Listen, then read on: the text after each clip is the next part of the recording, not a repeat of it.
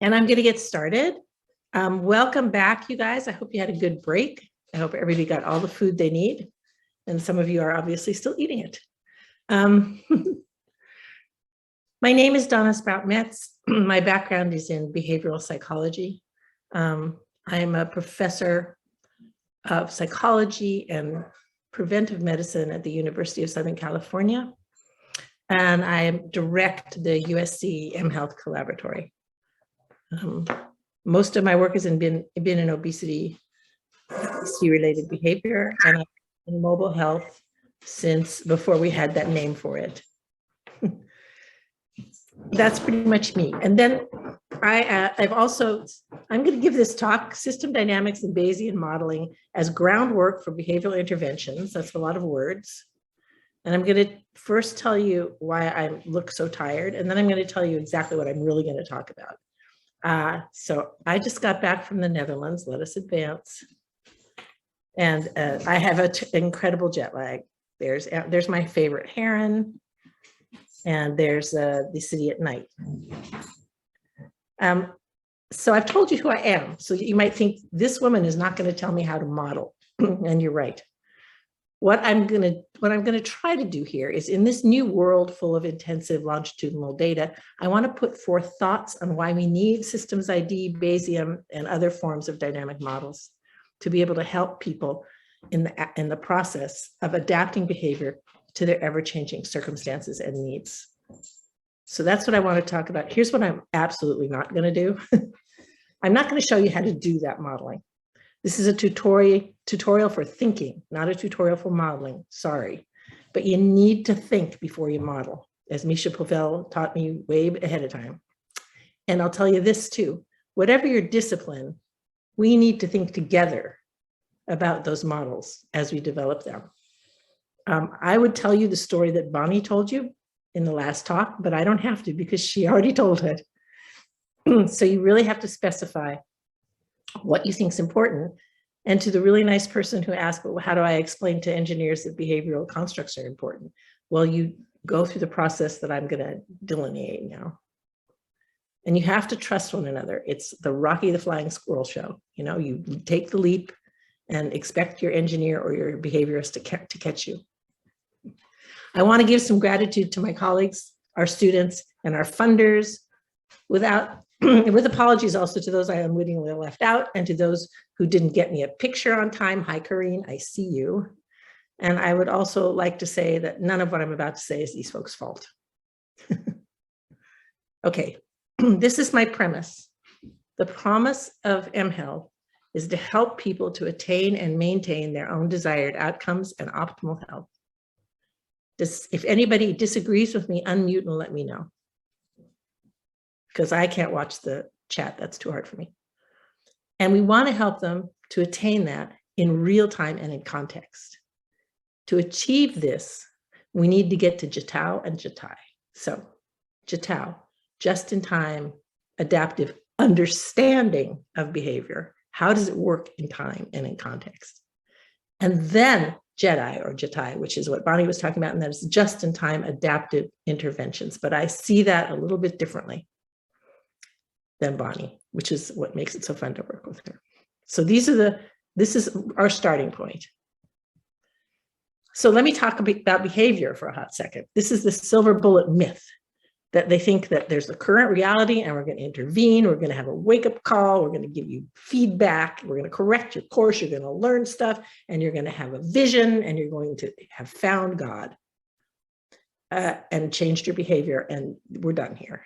But that isn't how behavior works. Behavior is loopy.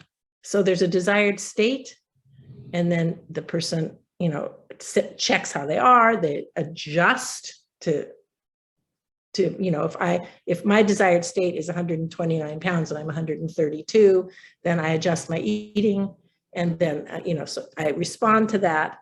I sense, gee, have I lost weight or not? I give myself feedback, and then I can predict what's going to go on, right? This is this feedback loop that's going on all the time. And it just goes on all the time. It's constant. We're never done. I'm going to show, this is, I think, this set of slides, I think I showed the first talk I ever gave about mobile health in God knows how long ago. And I came across it and I thought, it's still valuable. We are still trying to figure this out. So in this, I just want to show you how behavior, give you a small, tiny taste of how behavior can change over time. And this target variable that we're talking about is eating chocolate. And this is a proclivity of change. My proclivity for eating chocolate, if I want it or not, changes over the day. Agreed? I mean, guys don't want chocolate constantly. So, it bounces around. Now, if I add proximity to chocolate, then things are going to change a little bit, I'm not like dying for chocolate. It could be much higher, but the chocolate is kind of right there. So am I going to eat the chocolate? Yes, I am going to eat the chocolate because it's so proximal. If I'd had to go into the other room, maybe not. Let's add stress. I am a stressed chocolate eater. Anybody else? You can raise your hands. I can't see you. Yes. So what happens if we add this? Now, in this case, I don't really want chocolate that much. And the chocolate's in the other room, but I'm really stressed. I'm stressed. Am I going to eat the chocolate? Yeah, stress is not so high here. I think I have a good chance. I'm stressed, but it's not like way up there. I think I have a good chance of avoiding the chocolate, especially because it's in the other room, right? But now we're going to add Darcy, my very best friend, Darcy. Now we add another component. And you see that by the evening, I really want chocolate. And the chocolate's close, but it's in the other room. My stress levels are pretty high. So I'm thinking about it. But then Darcy comes over, another chocolate lover. Am I going to eat chocolate? Yes, I am going to eat chocolate. But all of these different state spaces, because that's what they are, the state of yes or no, a companion who likes chocolate, yes or no stress, yes or no desire, yes or no chocolate nearby. And all of that's, it's not yes or no.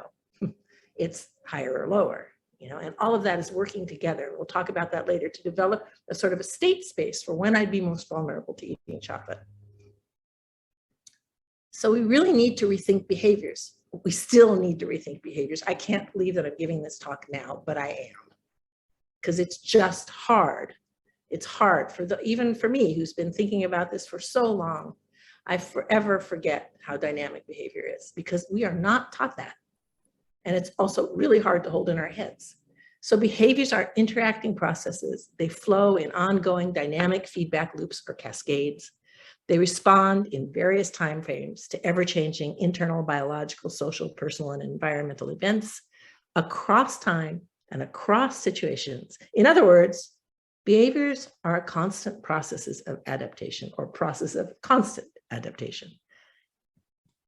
Behaviors are dynamic. They change across time and situations, internal as well as external, right? My behavior, if I'm really pissed off, is going to be very different than if I'm feeling like Buddha. Behaviors are highly context dependent. Context is king. There is so much fantastic literature.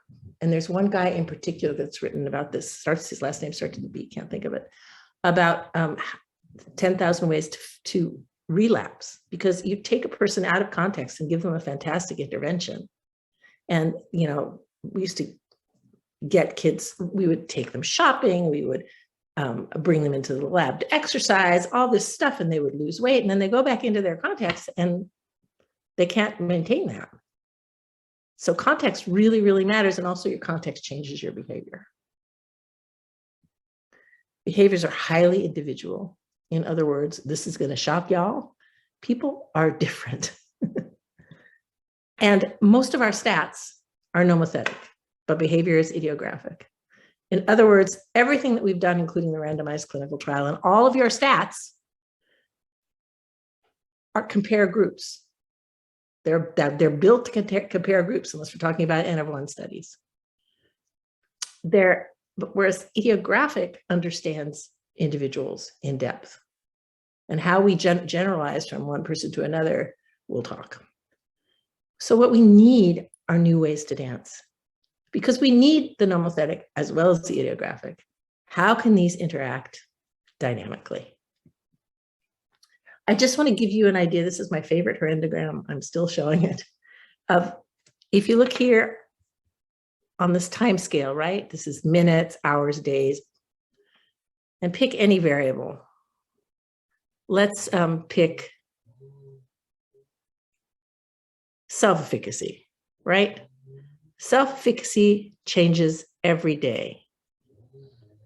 But there's also a weak level efficiency, efficacy. And there's all these variables that influence self-efficacy that change over different levels of time, different time, right? So if it's self-efficacy for exercise, let's say my exercise is down, then I don't have so much self-efficacy. And I finally managed to get it up. And I maybe feel more self-efficacy. So it changes over time. It can also change within the day. If you have a bad moment with your boss, you might have been on top of the world before that. And after that, you're like, damn. So, and also changes happen in so many different ways. This is a wonderful old engineering book that I just love, not all of it, but I love this part.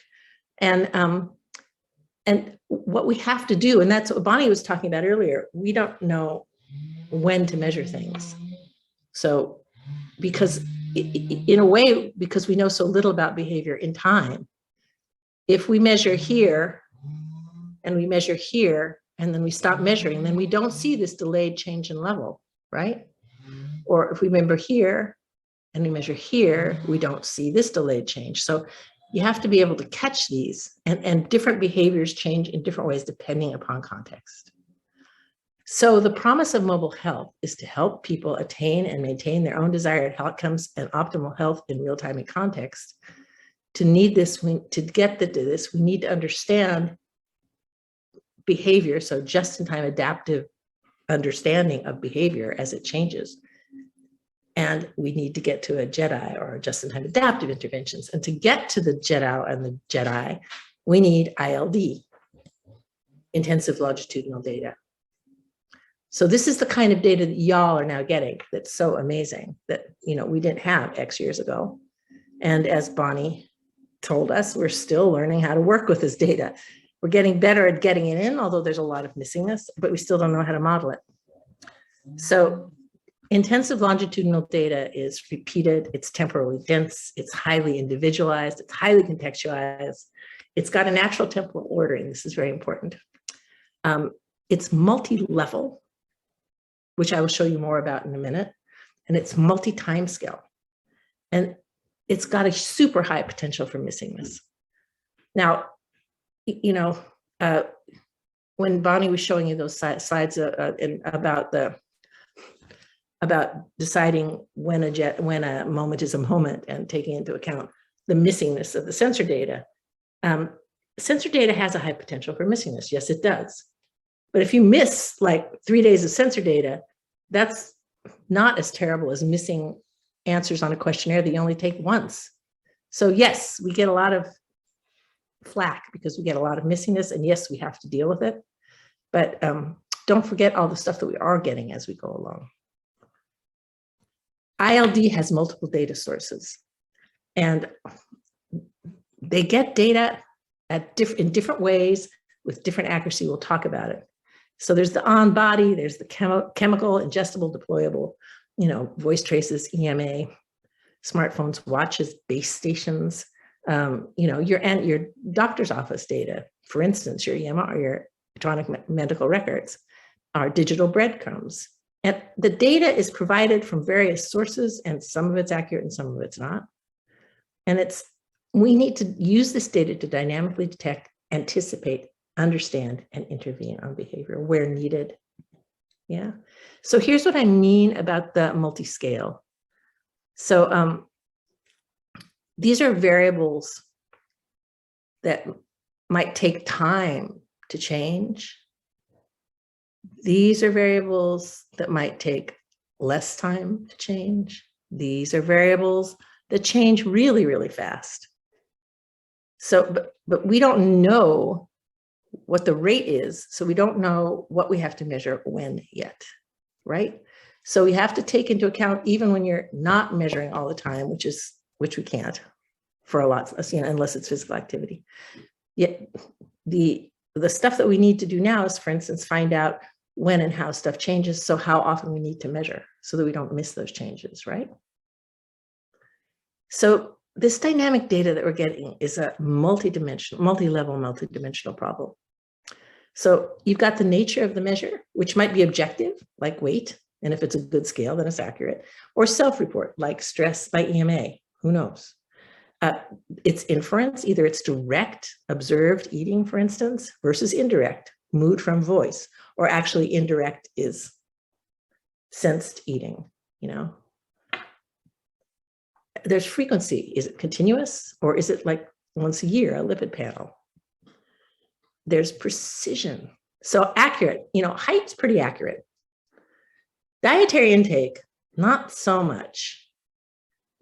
Yet we don't really know how to take into account the differences in accuracy of this kind of data. And then there's rate of change, like mood can change really fast. My mood can change really fast. And habits are very slow to change. So all of this, when you're putting it into a database, knowing this is kind of mind-boggling. There's also trajectory of change. So I showed you that little panel with the different ways that behavior can change. Sometimes it goes down, sometimes it goes up, sometimes it's not linear. So the time of day is linear change. And very loopy is interpersonal effects, That changes over time. Any of you who are in a long-term relationship will know. And all of these characteristics have reciprocal influence on one another. And you need to kind of begin to take this into account when you're modeling the data. And then, of course, there's a missingness. Some really good sensors that are working all the time, like a good accelerometer, very little missing data unless your participants aren't wearing it. And then there's some very sparse data. So if you're trying to get people to answer questions, that might, and you have low engagement and you haven't done that well, there's going to be a lot of missing data. And yet we want to use all of these data in the same analyses. So to be able to use the ILD to reach Jetau and Jedi, we need mechanistic process models that can describe, predict, and explain health-related behaviors. Okay, so that's a lot of words. A mechanistic model not only shows me what's happening, but it shows me all the things that are involved in making that happen. And it explains to me what's going on, why. Yeah. So it's not just predict. And it's not, but it's explain, right? Describe, predict, and also explain. And process models that tells us that this is a process, that it's ongoing, that these models are ongoing. Yeah, I'm going to go here. So we want to get to Jetau and Jedi. What are the elements that we need? So we need to understand how behavior works. Where are the bendy points? So Bonnie was talking about a bendy point, and that was an assumed bendy point. And that is when stress occurs, that's when people are vulnerable to smoking. And that's based on really good research. But when we've got this very temporally dense data and the ability to sense context, we have a lot more questions that we can ask. For instance, we had something called M2Fed, which we put whole computer systems in homes, and people wore watches that could detect eating. Just not bad. They weren't bad. And we had proximity sensors. We knew who was in the room, and we had EMA for stress and all that sort of stuff. And what we wanted to see is where the bendy points were. What made people more prone to eat junk food? These were all overweight kids, and to eat when they weren't hungry. And we're still looking at that. We're still trying to model that because, because we can now understand this in real time, it's kind of incumbent upon us to learn how that works. I think we make a lot of assumptions that might not necessarily carry in real time and maybe overlook some things that we didn't used to be able to measure. But there are a few, like stress is one of those things that they're so well documented in smoking and in eating that I think that's a pretty good bet. But there's other things that we don't know yet. And besides anything Bonnie bets on, I will bet on too. So we need to give people, to intervene, we need to understand just in time, and to intervene, we need to give just in time support. I have a whole talk on what I mean by just in time. I'm not going to give it right now, but just in time isn't all the time. Just in time is at the right moment. Some of the stuff that Bonnie was talking about earlier, for the right person, the right thing, the right intervention at the right moment in the right context for a particular person. That's just in time when they're available. So at the right moment. Yeah. And that this is an adaptation process, continually getting this data in that addresses conditions that are likely to occur rapidly, unexpectedly, which makes it hard to know when to measure them, and when people are vulnerable or have an opportunity to be intervened on. And it all has to happen in the person's natural environment. Can you hear my gardener? Angela, can you hear my gardener? No, this is good. Okay. Oh, now I can. It's really subtle. Oh, he's a very subtle gardener. Good. So I just wanted to say something about what I mean by just in time. Now, when needed, when anticipated, when available, when it happens. We have a lot of research to do on what that definition should be and what for what. It also, I don't think there's a silver bullet. I think it will depend, but we can now know these things. And that support, who are we giving it to? Because then it's got to look very different, for researchers, clinicians, patients, and participants. So all of that has to be taken into account. Okay, I cannot see my slides. How do we get to Jiatao and Jedi? We have to understand behavior trajectories over time and context, right? So what's the trajectory of that behavior? What does it look like? And then identify the right type of support for a particular person. And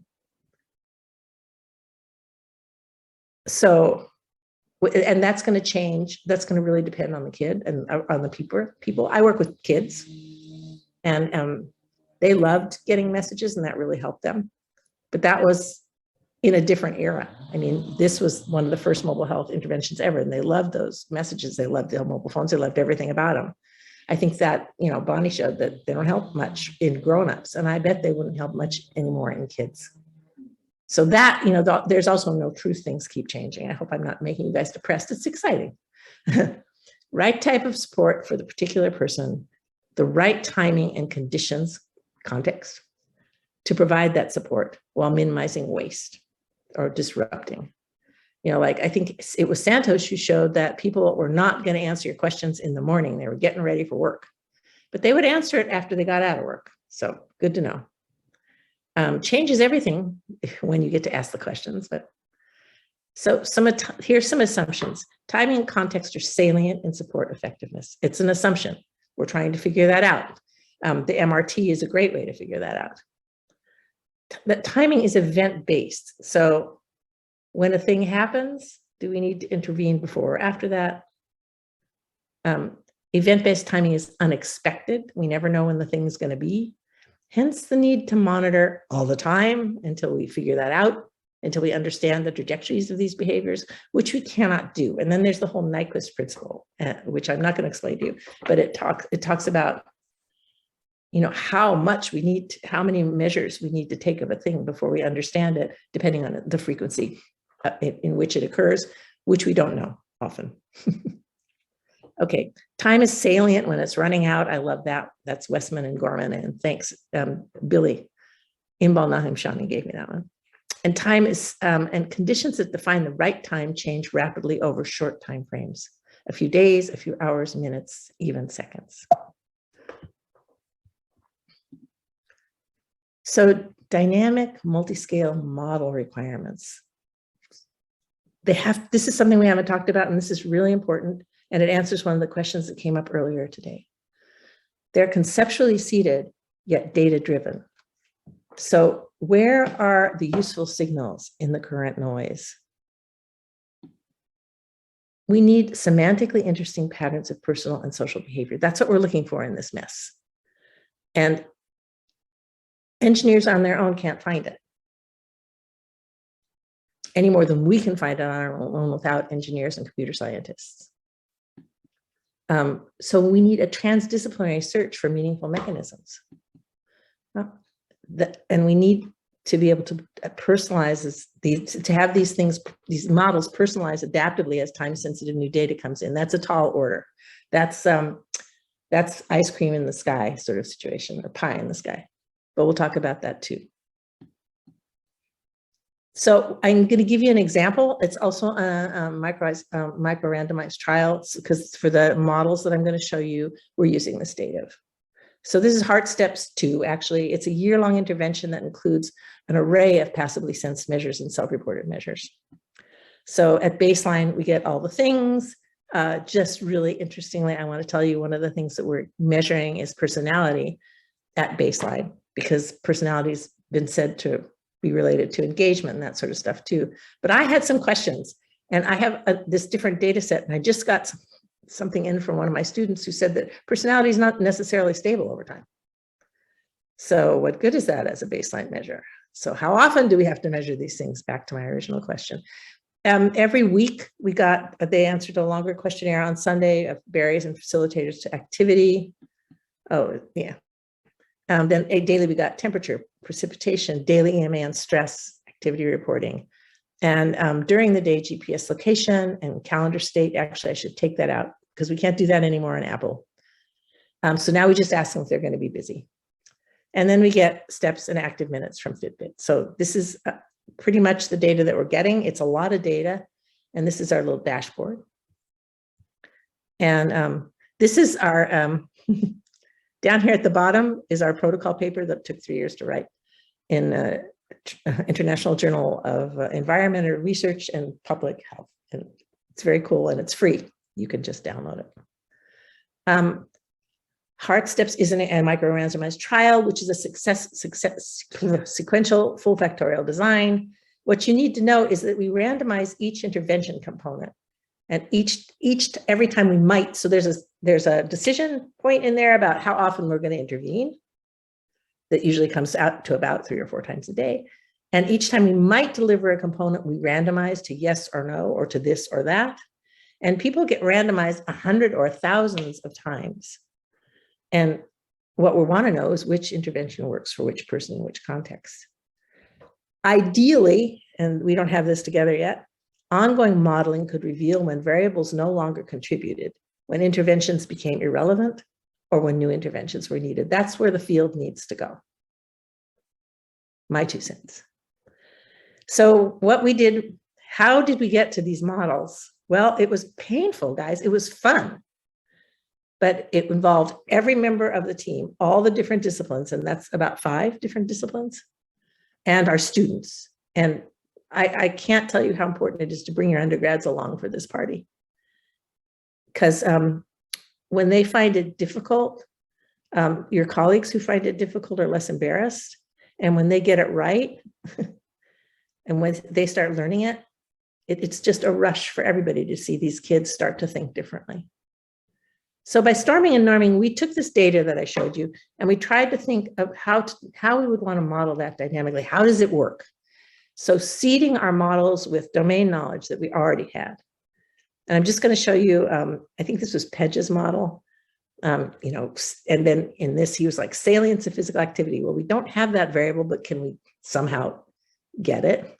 And everything's related to everything. And that was Pedge. And then this is Misha. This is, a bigger thing.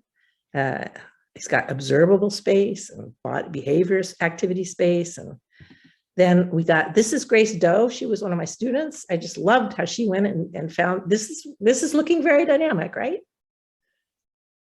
And what she landed on is the most important thing is a just-in-time state, the state that you're in at the moment that you're intervened in. So that's interesting. This is a, this is a small part of a control systems model, and I'm going to show you some bigger ones. This is a bigger one, for instance. And this is from one of my another one from one of my undergrads who decided that the most important thing was commitment to walking, which we're also measuring, central to his model. And these are like after none of it was dynamic. And this is like after months and months of working together and trying to have everybody sort of wrap their heads around this data. And so these got the little pluses and the minuses going on. There's a lot of thought going into these models. And now I'm going to show you a couple. Okay. It just crashed. You guys there? Yeah. All right. Sorry about that.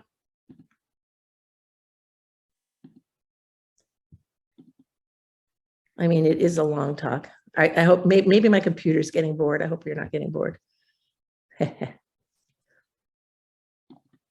Okay.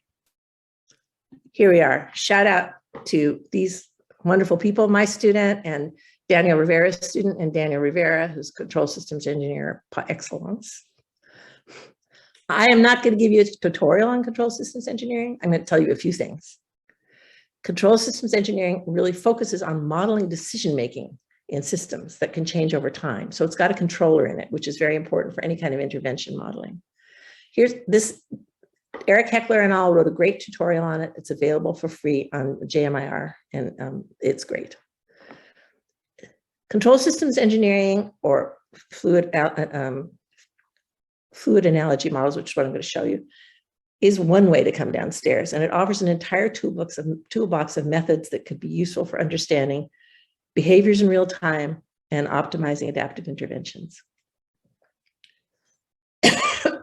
So what's really important for a fluid analogy model is this little outflow inflow tank. This is your little tank.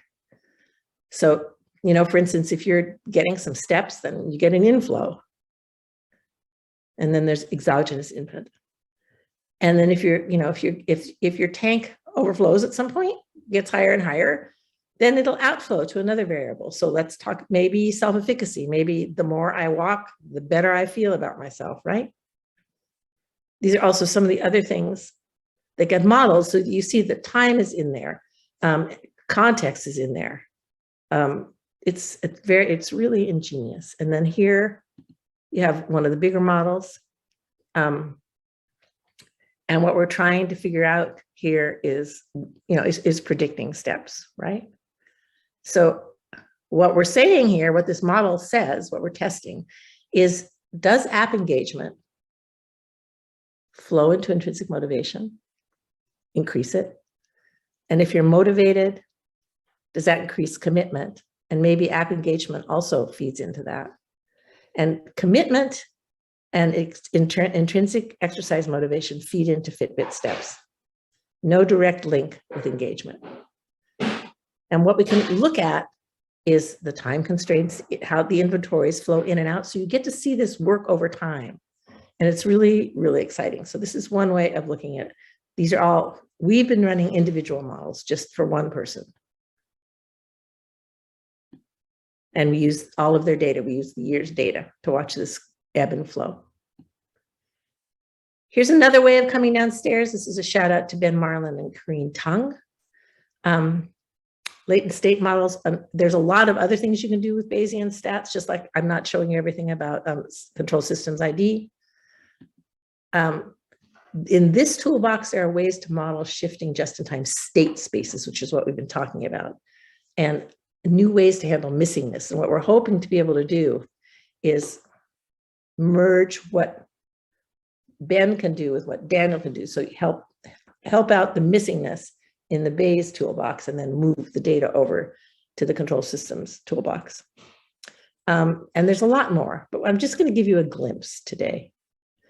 And this is one of his simple models. So workday, that's a state 0. And if we give no activity suggestion, 200 steps, which is what they got anyway. And if we give an activity suggestion on a workday, no change. Weekend or not workday, no activity suggestion, no change. But on a not workday, if we give an activity suggestion, they get 200 steps more. This is a hypothesis, right? And so here he's looking at the, whoa, can't see my screen. The state and activity data generated in the simple model. And really it's just to show you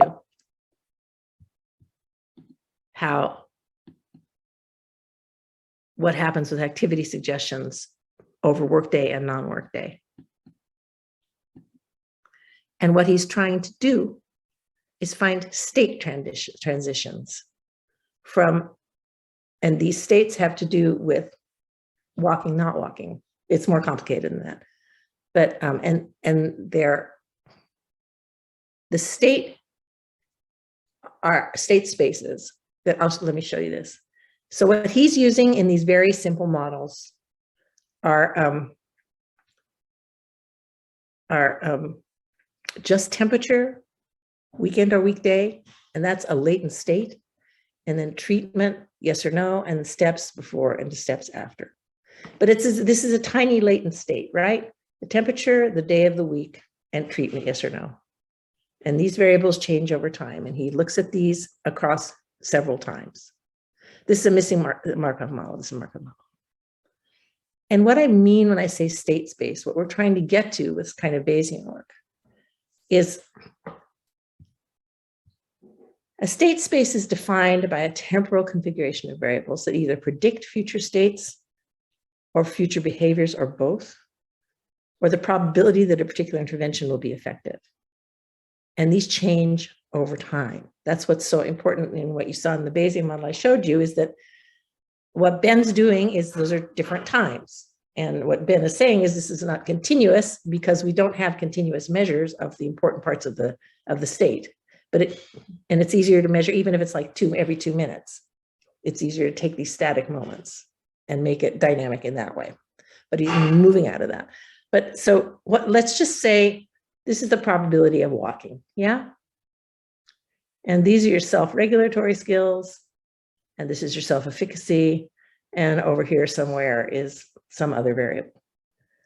So weather, let's say weather.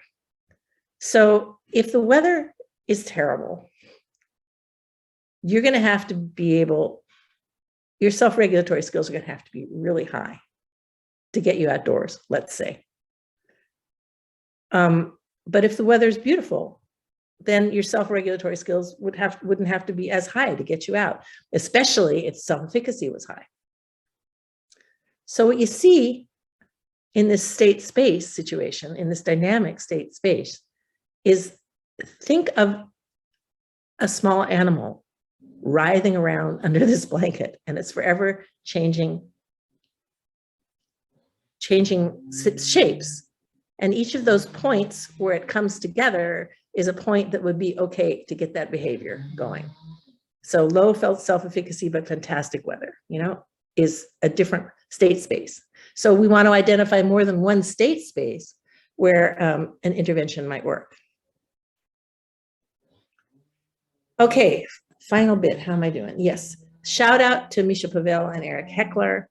Why mechanistic process models need to be grounded in domain knowledge. So earlier today, one of our participants said, yeah, but the problem with this machine learning stuff is that we need a ton load of data before the models will converge. This is true if you're going at it blind, which is what black box, which is what we up until now have done.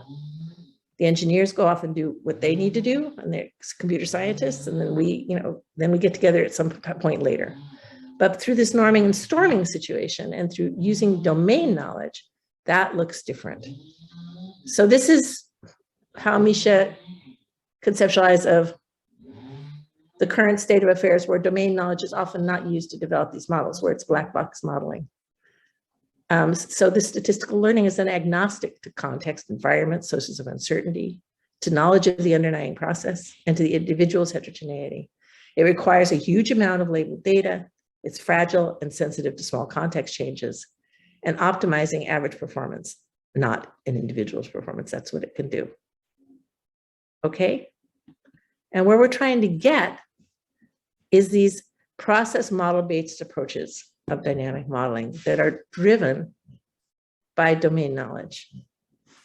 So a mechanistic model, which is, has the domain knowledge in it, which might be wrong, but it starts somewhere, right?